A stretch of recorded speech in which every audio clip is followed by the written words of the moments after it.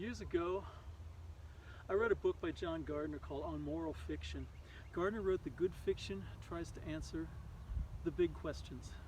Why are we here? What should we do? A few years later, he died in a motorcycle wreck. My dad loved art, real art, specifically Michelangelo, Sargent, and Winslow Homer. When you make pictures of people or statues or whatever that people can look at and say, yeah, that's art, one thing gets really easy. Your work is justified. It's okay.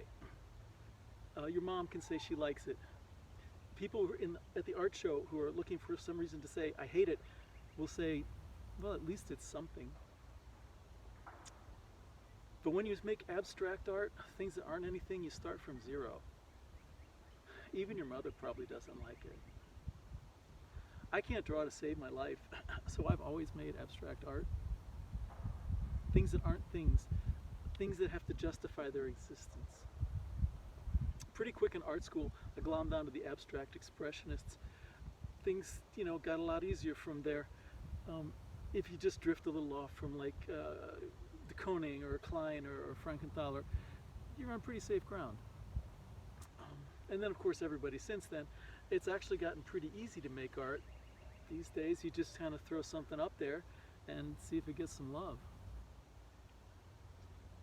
But I always just have this little art conscience that says, what's that? That's not art. You just made that up. That's not art.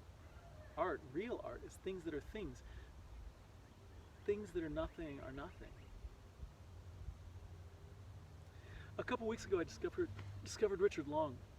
Everything Richard Long makes is nothing. He even makes things that he doesn't even make because they aren't things. They're like ideas of things. But the best nothing that Richard Long makes is this circle. It's just like this big splattery circle he paints on the wall and it just goes round and round and round. I was looking at this circle one time and I realized all of a sudden that this is what art is.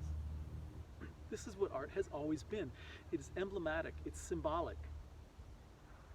It's a mirror.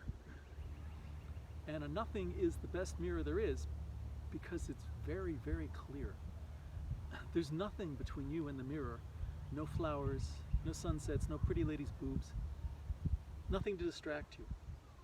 You have to look right there at the mirror at your own little self. And how do you feel about that? And when you're there looking at your little self and having your little feelings and thinking maybe you'd rather go get a snack, the questions are right there on either side of the mirror.